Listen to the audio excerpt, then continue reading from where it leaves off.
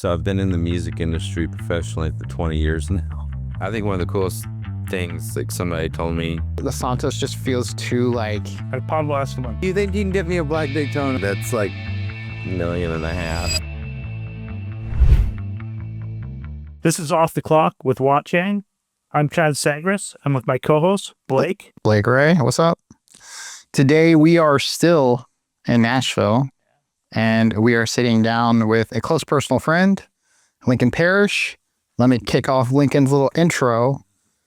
The year is 2009, and Back Against the Wall became Cage the Elephant's first Billboard alternative #1, a platinum single and a breakout moment that was part influenced by writer and guitarist Lincoln Parish.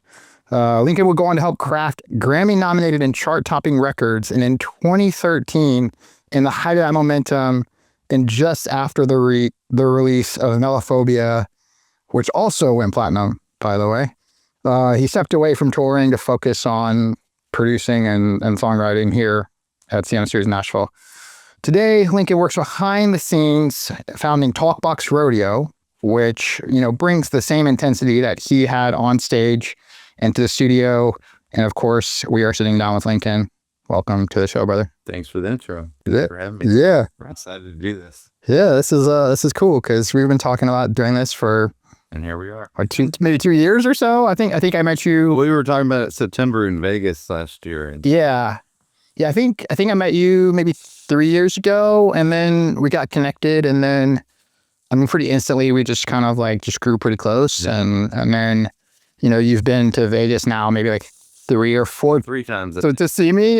Yeah. And this time now we're here to see you. Here in my hometown. So. I think that once a year to Vegas, because just the right amount of Vegas and everything. Yeah, I would agree with that. I say no more than 3 days in Vegas. You were Yeah. But Nashville, look, you guys got the nickname over here as like Nat Vegas almost, right? Yeah. Like it's Well, they say we're a drinking town with a music problem, which I would also check out. Yeah. So Lincoln is also a watch collector, and right now you probably can't see unless you're tuning in from that camera, but he's got some sick watches, and I think we're going to save those for people that decide to hang on and hear your story. So, or maybe it might end up in a reel or some shit. But let's talk about back in, in 2009, when Back Against the Wall came out, hit #1 alternative release. Like, what did that change for you as an artist? Well, actually, it was, it didn't go, what I think topped out at #3, but Ain't No Rest for the Wicked was our first sort of breakout moment in the US. And that came out right when the album came out in 2008, because we started in the UK Right. in 2006, and we had a residency guild there with EMI, and lived in a house together over there, and toured the UK and all of Europe, together, and just kind of started there. I mean, we first went there, we were playing for the bartender and our tour manager. And then, they kept running the circuit. And after a year, we were, year and a half. By the end of the 2 years, we were headlining and selling out 2,000-3,000 people venues. Wow. I remember seeing, I think it's probably earlier when you guys were in there, you're touring with Black Keys. Oh, yeah. On the Brothers album. Yeah. And that was probably I was like, this band is better than better. But, there's been probably 3 or 4 times I can think of where I've seen a band and that the opening act, I'm like, yeah, that's that's what I came here for. Yeah. Yeah, definitely. I was on the YouTube channel, and when I was doing research for the pod, I saw some of the old little it looked like you guys were filming with a fucking handy cam or some shit, and you guys and you guys were just recording, and just to see how young you were back then, and dude, it was kind of a surreal moment. Yeah, because I was now I've known you for the past 3 years or so, and just to see a side of you that I never really knew was kind of right. It's crazy because I'm turned 36 this month in March, 26, and And so I've been in the music industry professionally for 20 years now, and I'm only 36. So sometimes it feels like I've lived 3 different lives. It's like I had my childhood, the band era, and then like what I do now, which I've been doing since, full time since basically the end of 2015. So were you into watches and collecting when you were touring? Because it's always fun to look in vintage stores and different stores. Oh, here. So I've always been into watches, like even before touring. Yeah. We would go on these like family vacations when I was a kid, and my parents I have one sister, and they would both give us like $200 a piece at the beginning of the vacation. They'd be like, "That's it," like if you spend it, it's gone. Like you're not giving any more money. And so my thing kind of became like, this was back when like Fossil was a big deal, and like especially for kids, and so I would kind of save up, and like almost like every trip that we would go on, I would like get a Fossil, and it was when they came in the little tins, because they're super cool. Yeah, they were like they looked like vintage and stuff, but like those were kind of collectible, on their own. And then I'd always get a watch. So like when I look back at pictures when I was a kid, I always had a watch on.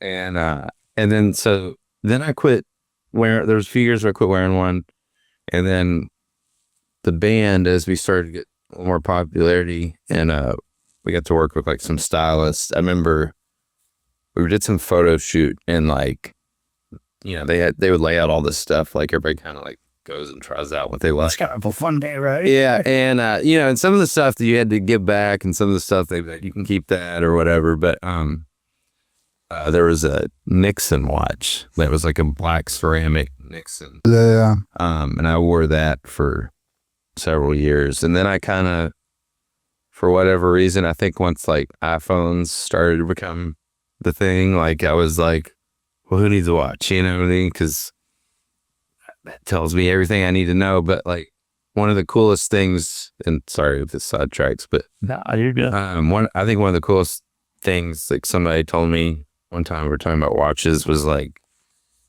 the guy goes, he goes, if you want to know the exact time, look at your phone. He goes, if you want to know how much time you got, that's what you look at your watch for. I can't agree with that more, because it's what it is. It's there to essentially slow you down. Yeah. Right. And to appreciate time. Because it's like in today's society, we're doing like, we're doing 3 jobs, we're running around this, we're going here, we're traveling, we're living this Instagram life that's beyond of what expectations of what it was like maybe 40 or 50 years ago. And this little device on your wrist, it does go, let's slow down, let's just kind of enjoy a beer and relax and let life roll. Yeah. Yeah, and definitely. And, even for me, it's like, when I look down a watch that, I've worked hard for, it's like, it makes me appreciate all the things that got me to that point, but also makes me want to work harder so I can keep buying them. This is the main thing. It's like a sickness. No, it's like, well, if I work this hard to get to this point, then like, why should I stop? Like, I need to go further and further. At least that's sort of what it helps remind me of, I think. Yeah, I mean, coming from like music, like, obviously music is all about really like curated taste and like tones and like textures. Like, how do you feel like being in the music industry kind of like defined you as a collector? Well, I mean, I would say it's pretty similar to, I have like, I would definitely have more guitars than I have watches, but like over 40 something guitars, and like all different kinds. And, there's a couple that are duplicates, or, like, Sure. I might have 2 gold tops or 3 Les Pauls or whatever it is. And like, but they're all, I always say they're like different paintbrushes and hammers. It's like you would, not use the same screwdriver on every screw, you know what I mean? So like they all serve a purpose in a different way. And like, I think where it kind of ties in as far as the collecting thing, at least for me, is like what I love about guitars and watches and, gear, and it's like old analog gear in general, is like, it only works if you work it. Yeah. you know, and like things that like aren't just gotta run forever on their own, you know. It's like you gotta move it. Yeah. You know, it's just like you gotta move the strings and make the chord and, you know, whatever that is. And like with these watches, you know, it's like if you don't wear them, It's they need to continuously be used, loved, and it's also the enjoyment of the experience. because a guitar is the same thing. If you don't play guitar for a year, you're gonna have to take it and get it set up because the neck's gonna get all, you know, the intonation and, you know, things just. I'm a big fan of like analog cars, right? Like like when I look at like having like a new Porsche or having like a Ferrari or something like that, nothing personally made in the last 15 years really interests me. Like I'm looking at stuff from the 80s and 90s. I'm like, ooh, that G-Wagon from 1999 looks really, really, really cool. And it's like you're asking for a headache, but it's a passion of love. Well, yeah. More than anything. Yeah, you got to put some elbow grease into that thing to like, you know, it's gonna make you fight for it a little bit, you know, which is A little bit, right? yeah. I mean, even with like, I always say like the best records that I produce or work on, or even with the Cage, like the one that everybody talks about was the hardest to make, and not so much like really from a technical aspect, but just like pain in the ass as far as like band dynamic. You know, it's like good things don't usually come easy. You know what I mean? And you guys were so young too that it's just like it kind of brings me to a question. Like, I mean, obviously, like you have had this huge success, like in your past, and still obviously in the future is more success to come. But you know, is it once you'd reached that kind of like peak, did you feel like you had earned it, or did you just feel like you kind of had like fell into it? No, you know, to be honest, it was like I always say when you're in it, I can almost see it more now, or see the success more now in perception of it from the back end than I could like while it was going on, which was when it was happening. It was just like, oh, Thursday, you know what I mean? You know, like hey, this is, you know, where do we got to be at? Like, you know, we got to be at sound check at 2, and then we got this radio interview before that, and you know, it's just sort of, you know, I don't want to say going through the motions, but it just seemed like another Tuesday, you know, and I think it was like it took some time to like sort of zoom out from all that, even for all of this, not just me and the band, but like, you know, I've talked to some of the other guys and even recently, and it's like we didn't realize like how big it had gotten at that time. But then like looking back 10 years later, it's like, oh shit, like that, like we did something, you know, like, but a lot of people, you know, like, we always say like there was way better bands than us, and like we weren't like technically the best, but like I guess we had a thing that resonated with people, and It was the right time, right place. yeah, And you got to do something really cool yeah, and give something to the world. It was fun. Yeah. And that the people all around the world enjoyed. And that's, I think, the unique thing about doing anything at the highest level that you can get to is like you can kind of years later go, yeah, that was really fun. That was cool. yeah, You know, yeah. I'm forever, you know, grateful to the band and everything. You know, there's no bad blood. You know, it's like, you know, we actually ran into one of the guys the other night, and it's like, and we did something like really special. Like, you know, should be proud of that. And like, we wouldn't have had that conversation 10 years ago. You know what I mean? Because it's just that, you know, we've also all grown up a good bit, matured in a lot of different ways. And You ever like look back at like your portfolio and like, do you ever have those like vivid like memories of like what you were doing when you were doing like what you were thinking? You know, because as a creator, like obviously I do video work. They're totally different from music production, but you know, you're looking at creative work as you're trying to take something that's like abstract and create something tangible for somebody to grab onto, right? And so like what that means as a creative, like you explore sounds and rhythms and riffs and all this stuff. Like, so like looking back and listening back to your old music, do you like, can you vividly remember like creating these moments? Like, and yeah.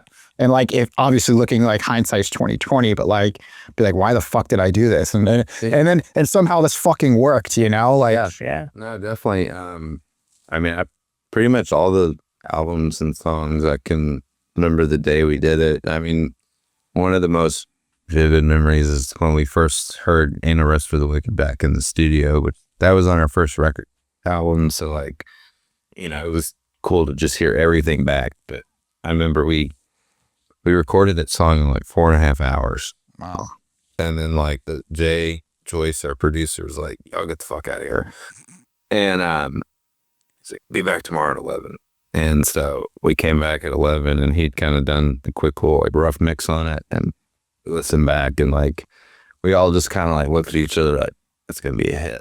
And like, it was just not even arrogant, not to sound arrogant, but it was just like one of those, like, you could just feel it. Yeah. It was like, we were even like goosebumps, you know? Well, when you know, Yeah, when we were like there's no way that's not going to be a huge hit. it's weird too, because at least in video production, and probably the same, like you leave the studio and it's like you're putting together a puzzle. Like I remember when me and my family used to do puzzles, we would like pour all the pieces down on the table, like flip them the right way up so you can see the colors, and then like when you start putting stuff together, it starts to take shape later. So like when you leave the studio, I mean, Jay Joyce is fucking amazing, by the way. Like I was looking at like all of his work and his portfolio, and then you come back and did it sound the exact same way you remembered it? You're like, whoa, this is totally new, next level shit. No, I mean, a little bit of both. Like, I remember it's funny, like on the first album, whenever we got like the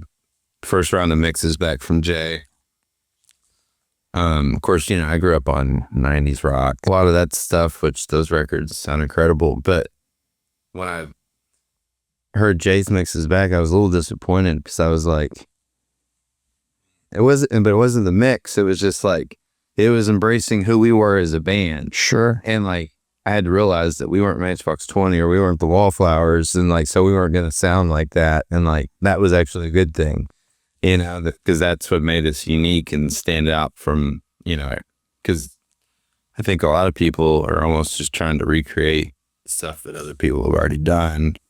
And it, you know, it takes a lot of balls to, you know, be like, oh, we're kind of stepping into uncharted territory with a sound that like it isn't popular. And, you know, like I've said in other interviews before, it's like, I always say you're not cool until you're cool. but it's also, it's became its own generation of rock now. Oh, yeah. And if people replicating what you guys were doing back then, Yeah. and trying to make that sound now. Yeah. I hear it sometimes. And I'm like, that's weird. It's cool. Yeah. You know, it's like, people are like, oh, you're not getting mad. I'm like, no, it's like, it's like almost a respect thing. Like, at least that's how I take it. Like, I was like, I don't get offended by it. I mean, let them, I mean, that's cool to say like you inspired a generation to do something else, you know? And that's and I think that's the whole evolution of what we're doing is as humans, we're trying to create and do better and better and better and do things in our own opinions and ways. Yeah. That's why it's art. Yeah. And it's everybody's interpretation of that. You know what I mean? So like the way you might hear something, the way Blake might hear something is like two totally different. You know? I don't hear shit. I don't hear shit. Like I'm like fucking ringing in my ears and shit. Like, there's some great bands right now that are like, and it's funny. It's like, because we're here in the studio and you love doing studio work. Yeah. And now there's musicians who are really great. They produce amazing albums, but they're studio musicians. Like when you see them in concert, you're like, that's a studio album. To be listened to in the studio. Right. Like, Right. Yeah. I mean, there's, you know, when I'm working with artists and bands, I always try to say like, we got to make a record that is where you're at in your career, you know, and like, if we do this record, I want the record when you guys go play it live, like, yeah, there might be some little ear candy things missing, but like, it should generally feel and sound like the artist and not like be so produced. Like, don't put a 40-piece string section on a band. It's like gonna go play like the Grog Shop in Cleveland. yeah. You know, it's 200 and they can't afford to take strings players out. So it's just like, why are you gonna put it all over the record? You know, so I think it's, because I look at albums as like capturing a moment in time. Yeah. exactly. You know, and it's like a picture to me. So it's like, that's where those people are at. And if you listen to our records, even, it's like I mean, we always agreed that like we never wanted to make the same record twice.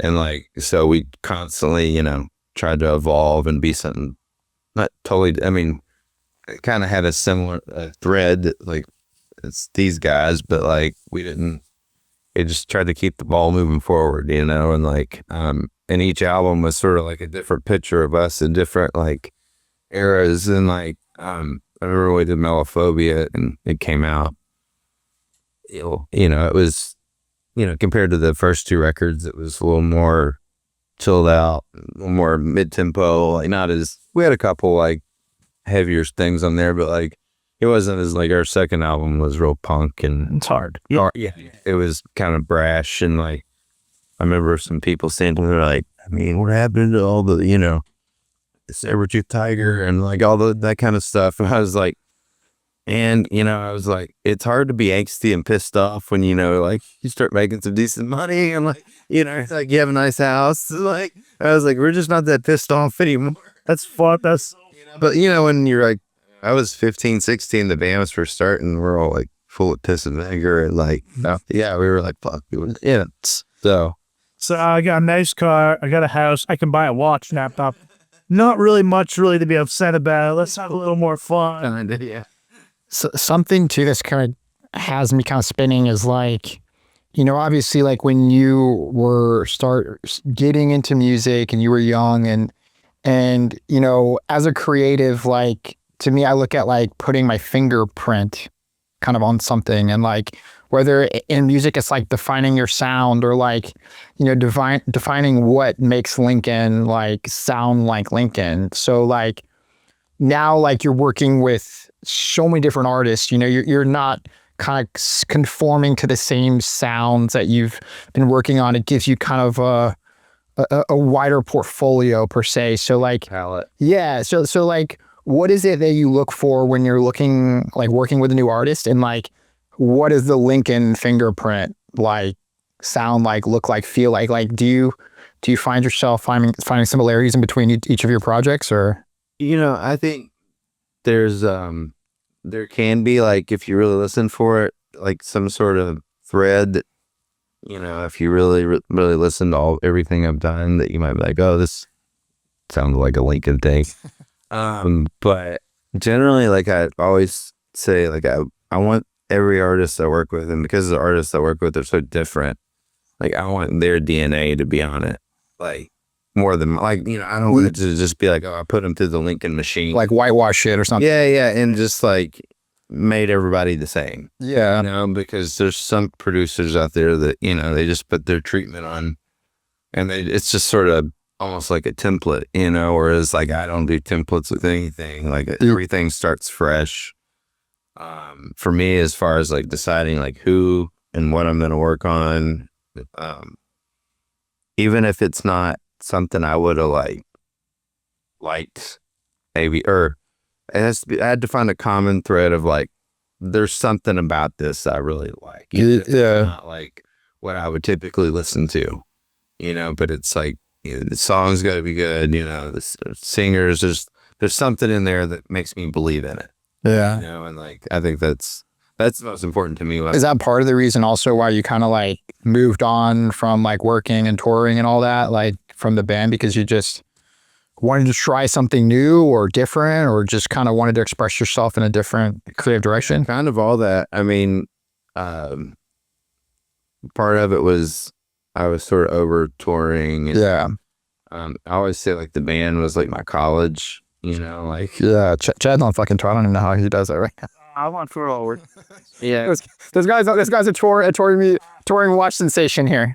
It's all, but you know, but I've done that whole touring like too, and it's fun Yeah. Until you get out. until you don't do it. No. Yeah. Yeah. When I'm like, whenever you're gone 300 days a year, you know, I was like, even the Ritz-Carlton's not where you want to be. Not so ritzy. Yeah, exactly. Like, even though the hotels got nicer, it's like, man, I just want to be home.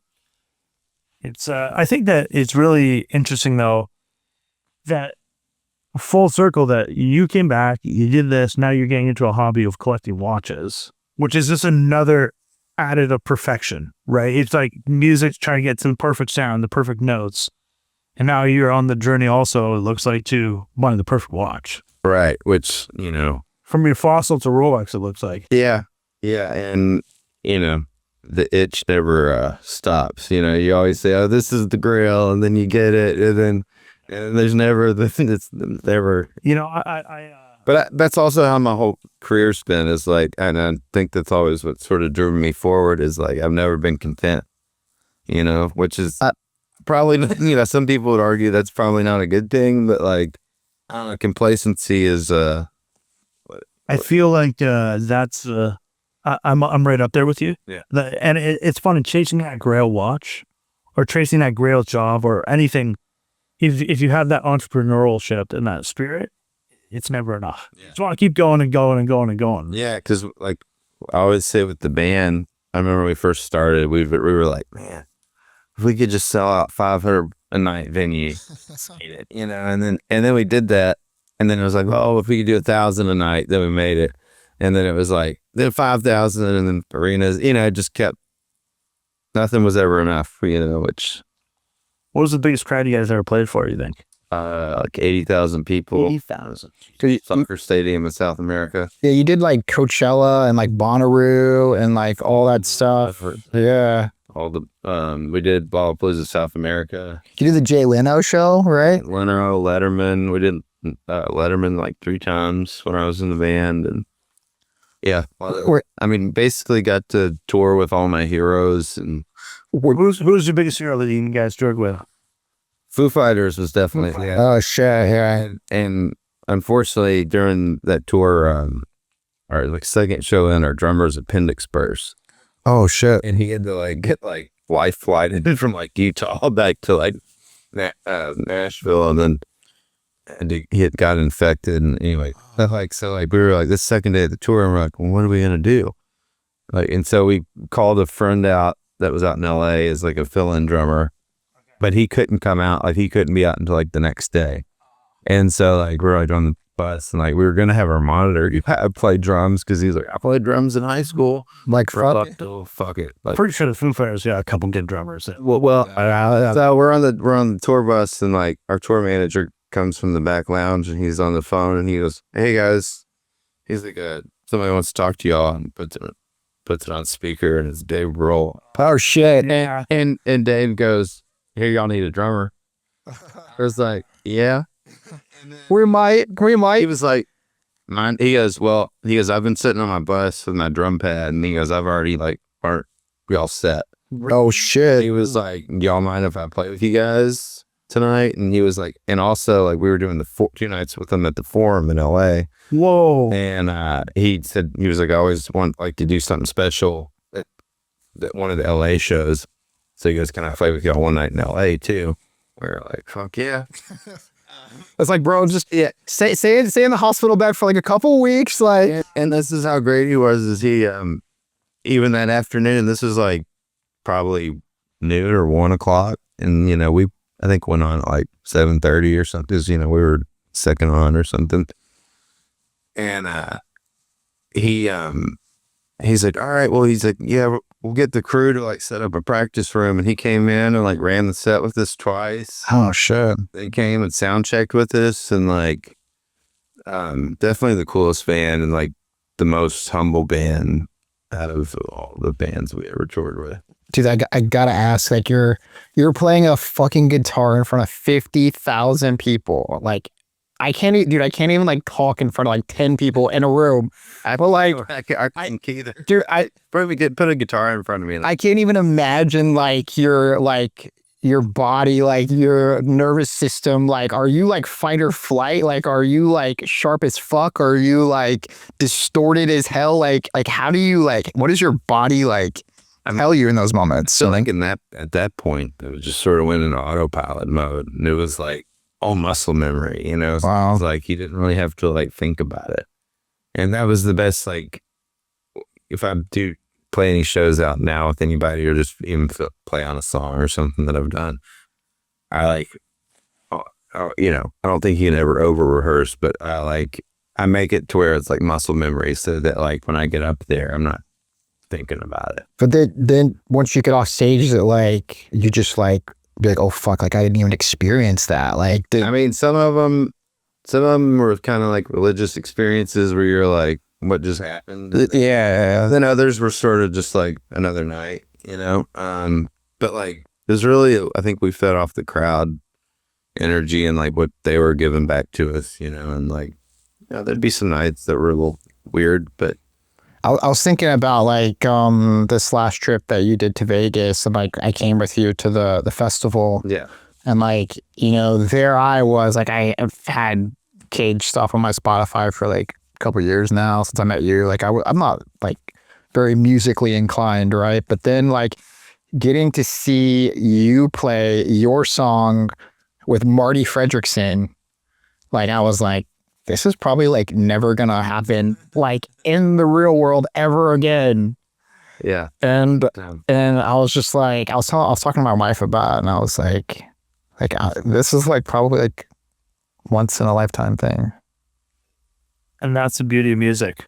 And it's now we can record it, but like it's that moment in time. Yeah. Like, you know. Well, I mean, it's like music and, you know, watches too. Like, I mean, I've met so many people through the watch community, like being one of them, that like I would have probably never met otherwise, you know. And like that's what I love about it is like I've seen, you know, partisan watch groups or whatever, and like I've seen, you know, 30 dudes in a room that like literally you would be like, on paper this Like, yeah, you know, and you would think it would just be like, you know, big ego contest, and it's not, you know, and everybody's just so cool, and it's like that breaks down the barrier, you know, to like everything.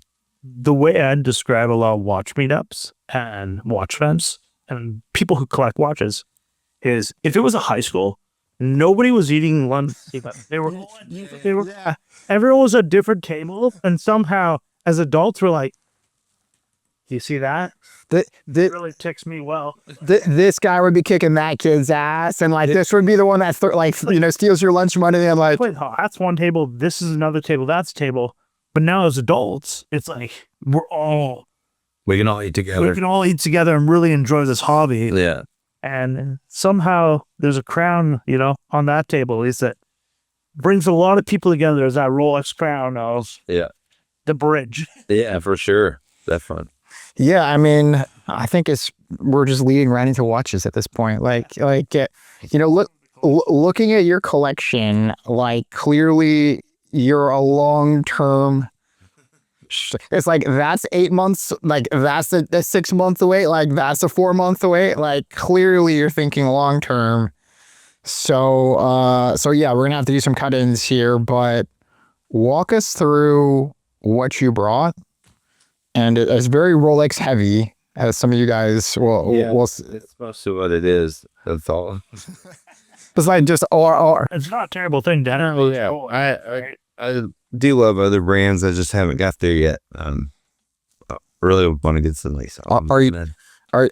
Yeah, I love that. Are you kidding yourself that you? I remember because we were in. The one in he was about to buy like a Laureato or something, right? The black ceramic. Yeah, because it reminded me of that old Nixon. Yeah, and he was like, Blake, what do you think? I was like, a retail? Like, I don't know, bro. Like, maybe not. You know, you still think about that watch, or is it just? Yeah, I think. Well.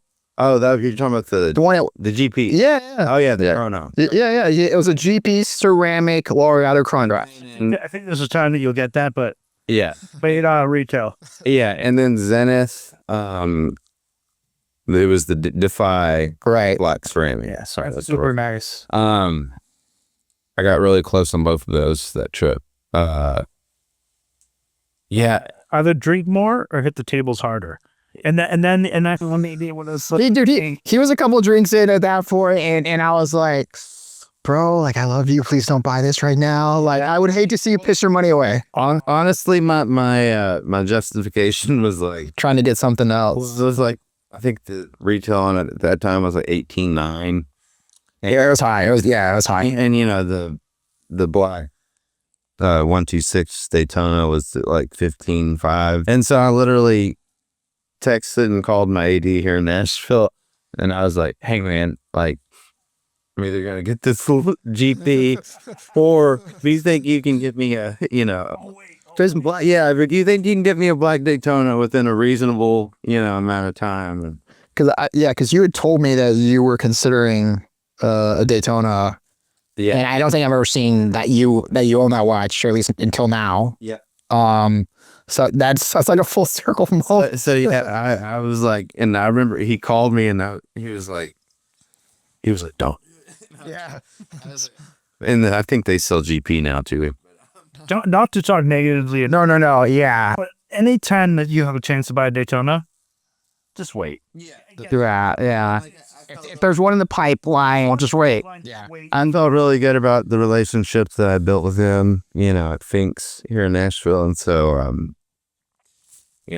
I believed in him and let him, I was like, okay, I'm just going to hold off. So that was sort of what made me like, wait and not bite the bullet on the. Yeah. I'm glad you did. Well, that was cool though, because it was like a Booker, exclusive. Yeah.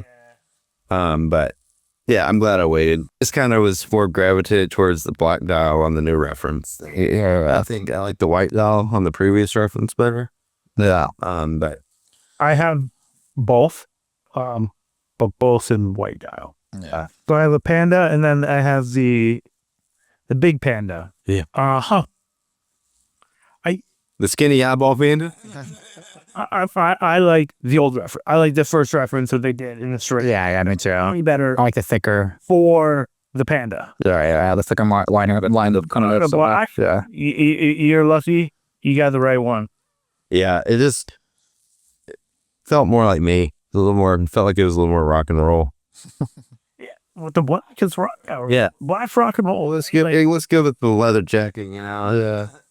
Yeah, you guys, rock and roll is a black leather jacket kind of like, vibe.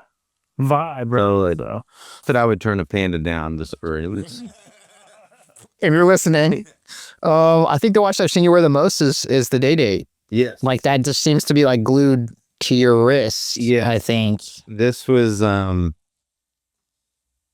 it was the Grail for the longest time. And like, to me, it was sort of I guess when you think of a watch or a Rolex or whatever, it was sort of like you've made it kind of. Yeah. Or like a milestone of like, hey, like, I've actually done something, Like here's like a normal year's salary for some random person. Oh yeah. When I remember when I now. Yeah. I had to call my bank to like, oh, they're so weird. Right. Day. And the lady I deal with there, she's I'm like, yeah, so I need to, and this is back when I got it at retail, it was like $38,500. That's a good price. Yeah. So I mean that's like melt value. It's like $10,000 up from that. Yeah. So I'm like, yeah, I need like $45,000 cleared for the day or something. And she's like, hold on a second. And then she like puts me on hold and she comes back and she's like, so I'm gonna have to transfer you to like another person because like I can only clear up to like $20,000 or whatever. And I was like, okay. And so she transfers me to the other lady and she's like, what's it for? I was like, it's a luxury timepiece. And she's like, do you need to know that's like as much as some people's cars, right? Yeah, I'm aware. I'm like, dude, I'm stupid. You guys hold my money. I'm so sorry. Yeah, dude. It's like, why do I have to ask your permission to get my own? You know something so fucking funny is most people won't know this, but Lincoln's money manager is a mutual friend, and he's a fucking like. That seems like that would be a contradicting. There's times where I'm like, hey, if I had a shot at this watch, like you have to call your money guy and be like, and he's like, which watch is it, Lincoln? And which watch is it? So I put my name in for a meteorite.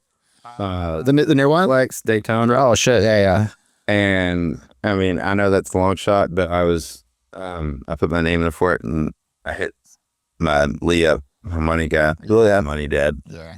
And I'm like, so, if I get a shot at this, would you support that decision? He's like, absolutely. I was like, that's why you get the job. That's how you're hired. He gets it. I put my name in for the Falcon Eye Yachtmaster. Yeah, I've never been called. Yeah. But if you get the calls, you have to. Yeah. It's actually it's for everyone out there. It's bad advice not to buy that, like financially. You know, the way I look at it is like, you know I don't really look at the watches as like investments, but at the same time, you know, They're liquid though. yeah, I could sell any one of these, and I'm gonna Do you sell all those tomorrow? but like also like, you know, a car is not gonna be worth shit in 10 years. Yeah. Where I mean, maybe a Porsche, but like Porsche. that's like the only, you know, the supercars are like the only like exception really. But to get into that level of car that's going to be worth something, you gotta waste a lot of money on the way. you've already made it. You're already there. You know, the nice thing about a Rolex, and this is something that is wherever you're dropped off in the world, if you needed to eat or have safety, They know what it is. I've heard that. Yeah, that's they'll it. put up your money. Yeah. You can literally trade off your wrists. I need to get out of here right now on a helicopter. Boom. That's a Rolex. Yeah. Anywhere in the world. Yeah. Or just get one of those fucking emergencies, like the Breitling. I don't know if I send a helicopter for those, and Then yeah, you'll have to pay for the helicopter. Ooh, yeah. something like that. Yeah, no. If you use that thing and it's not an emergency, it's like a $20,000 fine or some bullshit. But I don't know if it's maybe it is. I don't know. Look at Breitling emergency or a day date Rolex. Also emergency. I'm taking the Boy, yeah. Show us some more stuff. So I see like you got an Orange Perpetual, like you've got a Explorer 2, like it looks like you got a Starbucks there. Yep. Just show. Okay, yeah. So this is my first one. This is a Datejust 36. So this is my first one. Walked into the 80, didn't know. I mean, obviously I knew about Rolex, but I didn't know how everything worked. And this is like right at the beginning of 2020. So you're COVID. fairly new into collecting watches. Like, Well, so I kind of got back into them like 2018. okay. Somebody that I was seeing at the time gifted me. It was actually a Gucci like fashion piece, and so that kind of got me back wearing something again. Yeah. And then like there was an 80 kind of across from the mall, and I was like, been in and see what it's all about. And that was obviously right in the middle of. I mean, everybody was still masked up, and you know, they told me like nothing was available, but then like the guy brings up a no date, you know, 124060, and like he's like, well, this is in for. I'm like, no, it's not. Why is it stickered? Yeah. It's like got the white hang tags there, and it's like taped up. Yeah, I didn't know like what it went, and then he was kind of, you know, explaining how everything worked, and so then I kind of like went home and like went through everything, and like for me that watch, another thing that kind of what I love about watches is it reminds me of my grandfather, and we'd always go on these vacations with your kids, and he could never actually afford a real one, but he would always get these Folexes. And, you know, get back to town and like act like it was real. And but that one in particular just reminded me of him. So is that a 36? Looks like a 36 in there.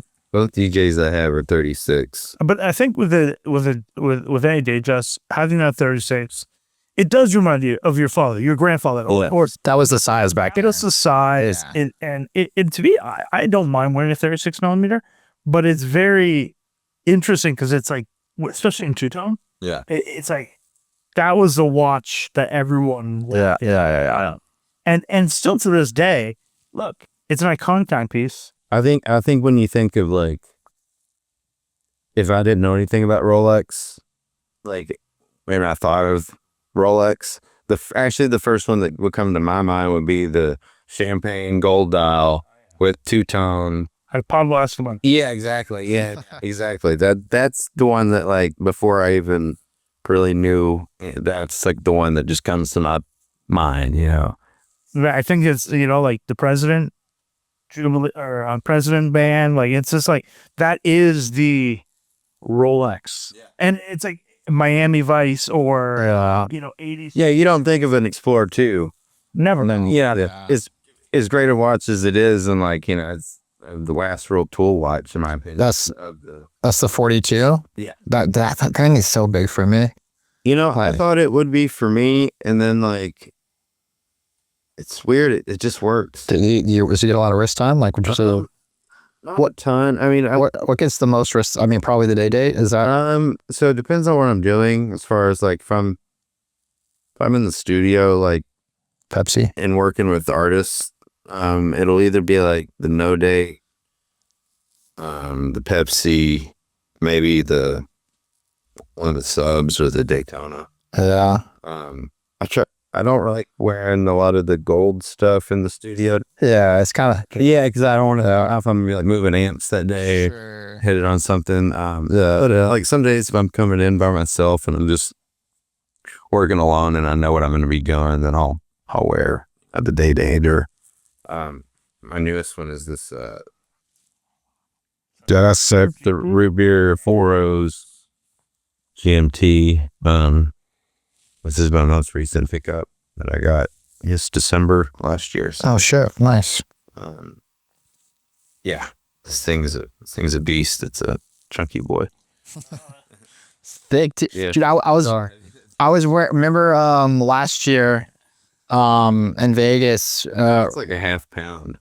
Dude, Did you ever held an AP brick? Oh yeah. Yeah. It's like but this is super heavy. And this is a good buy, especially at the old prices. Oh yeah, and I got it right before the increase. When we were in Vegas and like we did all this, like we did a bunch of events essentially like all through Vegas, and like Chad has a Platona, and so literally we were at dinner table. Where were we? We were at freaking I think it was Capitol Grill or some shit like that. They like rented out a whole back. I never missed out on that. Oh, okay. But anyways, long story short, like everybody's wearing a Daytona, and I'm the only one like just a little like Wimbledon day chest. And then Chad looks over at me and goes like, "Oh shit, is that a Wimbledon day chest?" And I was like, "Yeah." He's like, "Let me try that on for like a little bit." And so like literally like 3 hours goes by, and he's still wearing my day chest, and I'm fucking wearing his Platona, and I'm like. Oh yeah, well it's funny with those stuff, then like everybody cuts their watch in the middle of the day. Yeah, and you're like, that's like 1.5 million feet. Yeah, because that trip when we went to somewhere at the Aria too, like I think you were at that one. Yeah, and dude, it was just meteorite. That 5790 with the couple of the guys, dude, Diamond Factory 5790. Wild stuff. Couple of the guys in the group have Le Mans. Yeah, that was. I think I took a picture of like all the meteorite like evolution of meteorite Daytonas. What would you say defines you as a collector?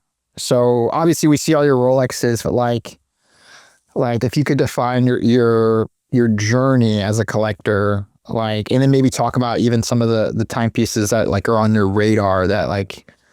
Ask for. I know you talked about the meteorite Daytona, some of the Zenith stuff. Yeah. Like what else have you been eyeing? And like, definitely the Zenith Pilot for a while too. Oh yeah, the one that your friend has. Yeah, with the Cadora. Yeah. That's so nice. I feel like everybody should have a Cartier Santos. Definitely. I think that's there's certain watches that you need to have. It's like. Even if you're not into it, it's like you need a Speedmaster. Yeah. If you're lucky enough to have a Daytona, have a Daytona. You need a Submariner, Cartier Santos, and a Day. And if you really have those, you have the pinnacle to step up to Patek. I've always said, even I've said this to Leah a lot. I'm like, look, I was like, I don't want to get rid of anything. But I was like, if I ever had to like whittle it down, I was like, I think it'd be Daytona, the Day, and my Pepsi. Yep. And like 3-piece, yeah. Yeah. 3-piece meal. I got 2 sports watches that are different vibes. I mean, I'd love, and then I would say the Submariners, the 124060. It's just no date classic. Yeah, it's the symmetry on it, and it's just it's the Steve McQueen. What would you say is like your immediate like next like purchase? Is it going to be like a Cartier or? I don't know. You seem kind of like for that meteorite. Yeah, it's really hard. That's what. Is that what you're just waiting to find out? Or? Well, I have a name in for like my next 3 on my list, or in whatever order that all Rolexes. would for Rolex anyways would be the DJ 41 matte green Oh yeah, that's so good. fluted Jubilee. Yeah, Bruce Wayne on Oyster. yeah. Just because I like how like it's kind of Well, sleek. yeah, Pepsi. Yeah, and I thought I could switch the bracelets out, so I can. And then the Meteorite. But as far as other brands, I would say Zenith. It's probably I love to hear that because like I'm such a Zenith fanboy, and like I on like my other show, like I've interviewed 3 people from Zenith, and like I'm such a Zenith fanboy. Like I have like maybe like 5 Zenith watches. yeah, they're great. I also love to get just some fun stuff like a Zodiac or something. Just What Zodiac you want? like Super Seawolf is Super Seawolf. Yeah. I'll send you a Super Seawolf. Yeah. That's Hopper. My CFO might be a little upset. he's like Oprah over here. You get a Seawolfie. You get a Seawolf. Where's So, and they actually just released this really cool limited edition with a giant mouse. It's like a dyed hang. Oh, I saw that. At the point. I saw. Fun colors. Like That's what. my buddy Tony's got one. He's got like he bought it here in Nashville when he came out. Like the seafoam green one with white. Dude. Yeah. There was this whole thing. I was talking to Chad about this a couple weeks ago, but like, I found my Zodiac at Ross. Oh yeah, I saw that. I got some of the guys in the club picked up like 4 or 5 of them. And he's like, So I know exactly how they got there. And we talked about this. We talked about it. it was like 200, 300 pieces. yeah. All the Like recalled stuff. recalled, returned, and then some Like fixed them. Yeah. But right now watching, we have tons of Zodiac right, Yeah, and we're doing and to be honest, it's like I really want to revive the brand back to Such a good brand. Yeah. like I want to do like a annual calendar, moon phase, like very weird things that still make it in that collectible, accessible pricing. Yeah. Because it's like if you want something like that now for a Swiss made timepiece, it's $10,000, $20,000, $30,000, $40,000. But if you can figure out how to do it for like 2 to 4. Kind of like what Christopher Ward's doing with the Heritage brand. That's really special. I think their Seacron, dude, that thing is remarkable in my opinion. Like it's hard to beat a chronograph like for that value, and Trying to think of the Portugueser. IWC. IWC. Yeah. Oh yeah. So for me with IWC, as you know, Blake, because we rep LACO, which is like not a competitor to IWC. IWC is here, LACO's here, but they have the same heritage and history. Yeah. Same design language. Same design language, being the original founding pilot watches. Maybe the people at LACO might be upset if I'm wearing an IWC. Probably, dude, they're cool. They're cool, dude. Yeah, they're cool. Chad wears whatever he wants anyway, so. Yeah. No, like they're such an easy brand to like as somebody from press, like they're so easy to work with. Oh, LACO's great. And so yeah, like roadmap, right? So I guess you just got a new watch. Like after the Super Seawolf, Zodiac, like Zenith, like what else? You said Cartier. Yeah, Cartier, IWC. I love Westute. Yeah. Like the Super CQ or whatever. The CQ. Yeah. Sick watch. Phenomenal.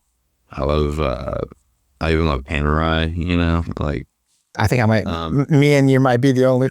well, I get so much. I want to get it on the rubber strap. Yeah, I get so much hate. Tennessee summers get sticky and so I don't know that.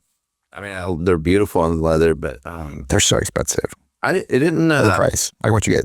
It took me a minute to get into those, but then like I tried a few on, and I was like, once I tried on one that I think it was The what?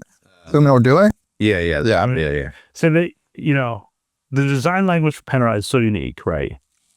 But their heritage comes from Rolex. They were using Rolex movements. Yeah. Right. Back in the original. So you kind of do a full circle back to Rolex there with the Panerai. I think for me, like Rolex was making like the gentleman's watch, and like back in the day, like in the 40s, like Panerai was like, we're gonna make the fucking like badass like military tool watches, and Rolex was doing that too, right? But like Panerai, it just felt more like Italian, like special forces, like that's what they leaned into, I think. Yeah, sort of heritage, right? Yeah. And they're radioactive. So Yeah. that, right. Yeah, I got my wife to read the Radium Girls book, which is where they were. I mean, that's what they were painting and there's dials. They're painting dials and all in bloom and stuff. But It's a cool story.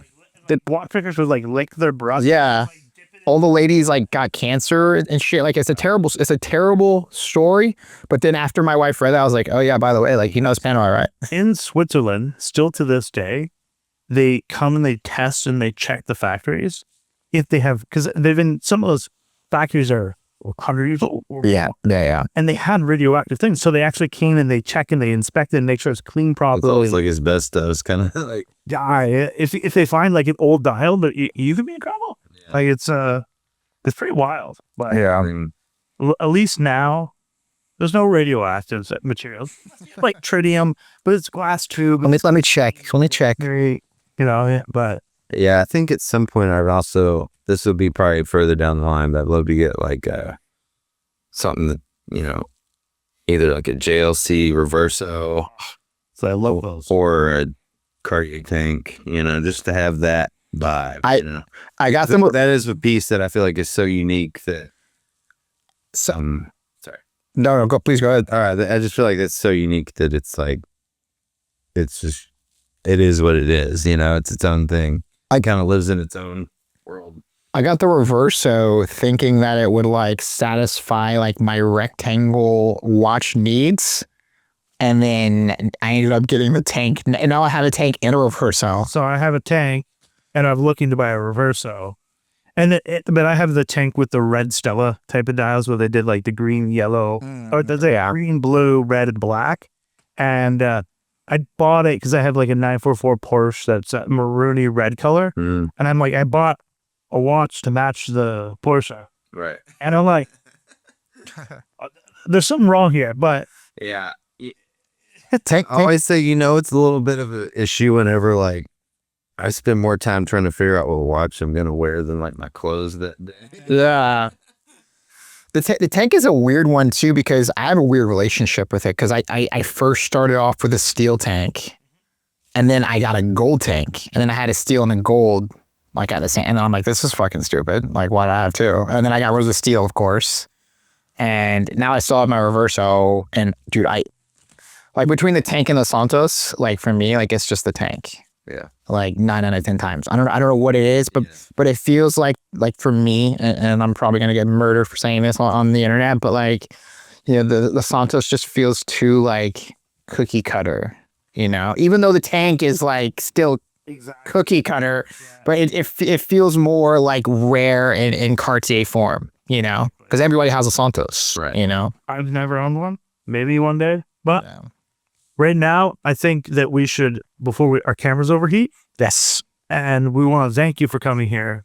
Invited us to see your collection and hanging out in your studio. Yeah, it's awesome. As you were saying, right? Yes. Yeah, it's a pretty cool spot. And thank you very much for having us in Nashville, man. Appreciate it, man. And I hope you get that meteorite dial soon. Me too.